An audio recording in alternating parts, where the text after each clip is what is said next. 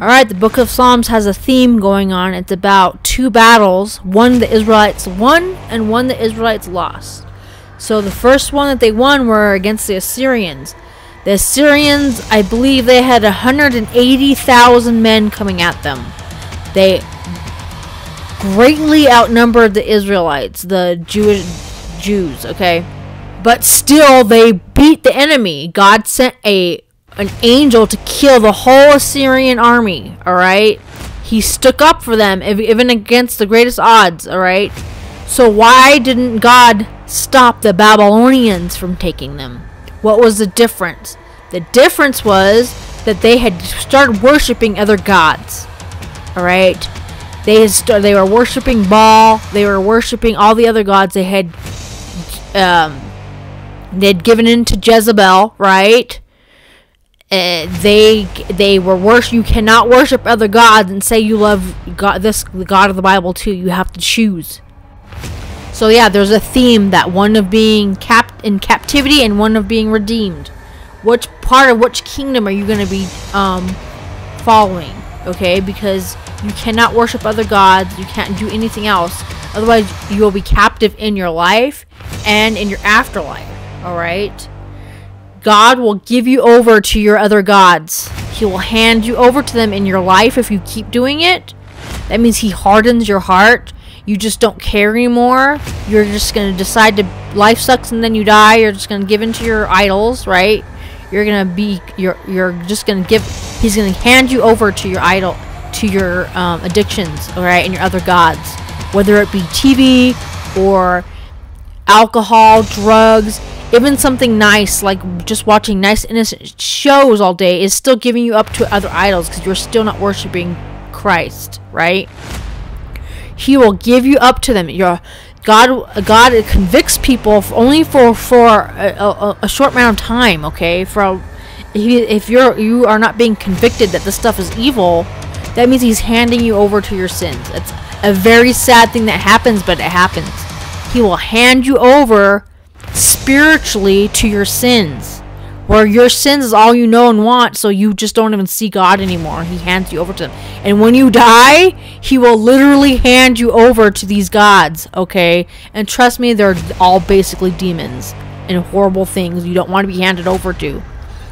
And you have the span of your lifetime to choose him. He's not going to force you to do it. You have to choose him and only him. Alright, so the book of Psalms is a story of being captive and redeemed. Which one are you going to choose? Alright, so Psalm 77. Remember God's help in the past. I cried unto God with my voice, even unto God with my voice, and he gave ear unto me. In the day of trouble I sought the Lord. So this is talking about how God helped you in the past. In this specific incident, it's talking about how God redeemed Jerusalem from the Assyrians. Okay, if you don't remember that story, the Assyrians attacked Jerusalem. Okay, but God defended the people. He sent an angel to kill all the Assyrians. And this is so crazy because if you look into the because the Assyrians kept records too. They had their own records, and they said that they lost this battle. It doesn't say how, but 180,000 Assyrians were killed. Almost all of them were killed. And it doesn't, in their records, it doesn't say how they lost. Okay, but that really did happen. It's a historical document on two documents, the Bible and Assyrian records, say that they mysteriously lost this battle. So this really did happen. It's not a fake story that the Bible just made up. Alright? Something really mysterious happened and they all got killed. And of course historians make up theories about what happened, but we already know what happened. An angel was sent to kill them all. Alright, so this really did happen. Alright, so what the difference was, that they cried unto God. They were begging God for help. Alright, the difference was what happened to by the time the Babylonians came, what happened? Alright, let's read that psalm about what Psalm 74 says. Alright, so Psalm 74 is about when the Babylonians came and burned down the temple of God. Alright, because God was giving them over to their sin because they didn't listen They kept worshiping false gods. They kept worshiping Moloch and Baal. All right, Jezebel, all that stuff was still happening. They were not following God. They were following what they wanted to do. All right, a prayer for a devastated people. So, O God, why hast thou cast us off forever? Why doth thy anger smoke against the sheep of my pasture? And it says, a man of famous according he had lifted up an axe upon the thick trees, but now they break down the carved work thereof, and an axe with axes and hammers. They're breaking down they're literally looting the temple. They're burning down the temple. All right. So they got put in chains, and became prisoners of the Babylonians. Because they were worshiping other gods, so God handed them over to the gods that they wanted, alright? They were worshiping the Babylonian gods, so they can go be Babylonians now. You get it? The Moloch and them, they were just the consorts of the Babylonian gods. Okay, you're Babylonians now, so go live with them. You're not with me anymore. Alright? Moloch was just a consort of Marduk. Alright? And Jezebel was just... Jezebel was worshiping Moloch, but Jezebel is also they were Ishtar worshippers, okay? They were Ishtar and Innana worshippers. Alright, I'm going to talk about some archaeology, and I'm going to talk about history repeating itself with Ishtar, alright? So, and I'm going to talk about high places. What's all these high places the Bible's talking about? The high places, especially in the book of Kings. Alright, so these are excavations of Old Jerusalem during the time of Elijah. Remember, Elijah was fighting those Baal worshippers, and all of the people were worshiping Baal. Okay, so they did an excavation of these old Israelite houses, and guess what they found? They found hundreds and hundreds of this chick inside their houses, and they claimed to be worshiping Yahweh. This chick is Ishtar, okay? It's Ash-troth, Ishtar, Innana. Later, she became Venus. And this is prophetic, too, because, yes, so back then, God's people claimed to be worshiping Yahweh, but they had this chick in their house, right? Same thing. This chick became Mary, okay? All the devil did was slap on Mary's name to her. And the really sad thing is the devil's still using this church to trick people. He's using the Catholic Church to trick people that there is a real Jesus out there and a real Mary. You're not allowed to pray to her. No, you're not allowed to put statues of her. But Mary was a real person. Jesus was a real person and a God who came to die for you. But because people can see that the Catholic Church is fake old gods, they think Jesus is not real.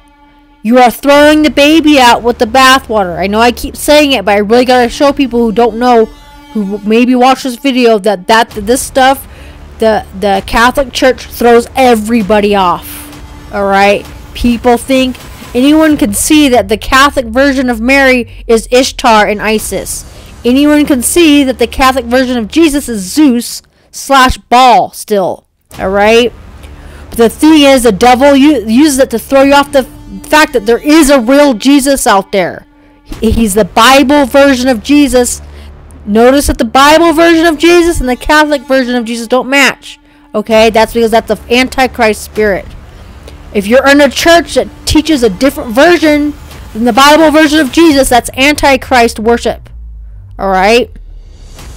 There's a real version of Jesus out there. This stuff is correct. That's because you're basing your information on the Catholic Church. There's a real Jesus out there. Anyway, so just like back then, they had pictures of Isis. God's people still have a picture of Isis in their house. Right? God's people, 95% of these houses had her in it, and they claim to be Yahweh worshippers. Same thing. These Christians claim to be worshiping Christ, but they have a big old statue of Ishtar inside their homes. History is repeating itself, alright? Because you cannot do both. You cannot worship Ishtar and worship Christ and go to heaven, alright? This is also the prophetic minority. The Bible has a constant theme where most people do not make it. Okay, most people, they found this in 95%, over 95% of Israelite houses. Okay, they found Baal stuff and they found Ishtar's Ash-troth stuff in over 95% of the houses. That means most people were worshiping the devil, even though they claimed to be worshiping God.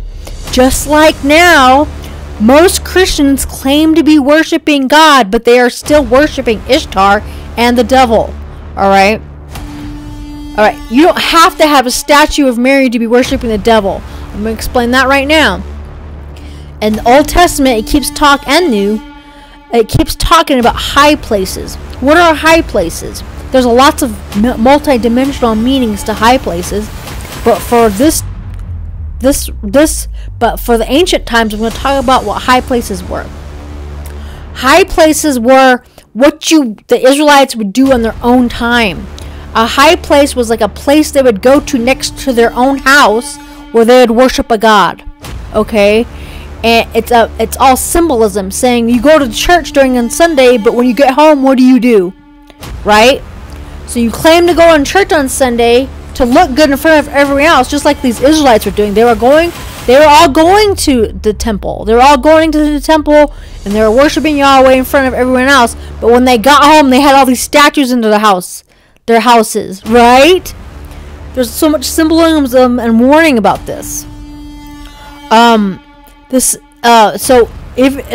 what was happening was they would go during the temple during the day, or on whatever days, and when they got home, they would go to their high places. A high place was like their own little chapel, kind of. Okay, it was their own little chapel, and inside their own little chapel, they had Ishtar and Baal stuff.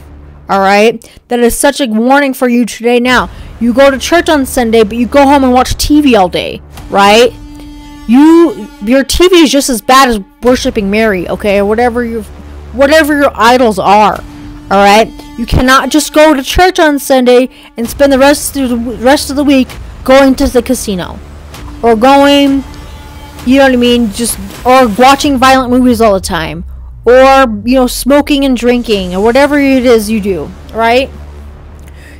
God sees what you're doing every single day, not just on Sunday. Okay, that's why when it says high places in the Bible, it's talking about what you're doing on your own private time. Alright? Because back then, high places was the actual little high place they would go to worship their God in private. In private, people are worshiping false idols. Almost everyone is. I'm going to go back to the prophetic minority. 95% of people had foreign gods in their houses. Alright, even though they claim to worship God. This is a constant theme that most people do not make it to heaven, you guys. It's a constant theme in the Bible. Most people do not make it to heaven. Alright? They always worship false gods. They always believe in the devil more than they believe in God. Alright? Just like this is a warning. History keeps repeating itself. Even the Israelites were worshiping for a while they couldn't even tell the Israelites from the Canaanite houses. They all had the same gods inside of them. When they were doing the excavations, they said these Israelite houses look like almost the same thing as the Canaanite houses, because you guys were all worshiping the same gods. So anyway, the only thing they could tell is because sometimes some of them had Yahweh stuff in it still. All right. You can't mix it up like that. It has to be one God only. I'm not saying it's a sin to watch a TV every now and then, okay? But you cannot pray to Mary. You are not supposed to pray to anyone.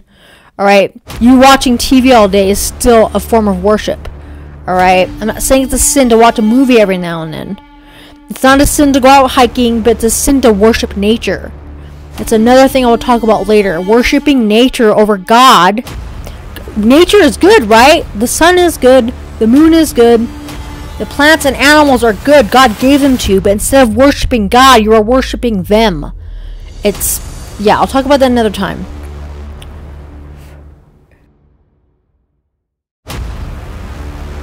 Alright, so what's my point? My point is, you and your soul are the temple, right? You and your soul are the high place. If your soul has other gods in it, God can see what you're doing in private. He is going to send you to captivity. Alright? If you're having trouble, pray to him so when the enemy comes, he'll fight them off for you. Everyone's going to have some problems with the enemy coming. But God can defeat any of the strongest armies with Christ. That the angel of the Lord is Christ. Always Christ. Alright? He will fight off all these enemies as long as you keep him in your high place and no one else. Alright? He can see into your private temple and see what's in your high place. You can fake all you want to other people, but he can see. Alright? So that's what the message is here. So make sure you are keeping your temple and your high place clean. And God knows where your heart is. Your high place is also where your heart is. Alright? Alright, so please think about this. Alright, thank you.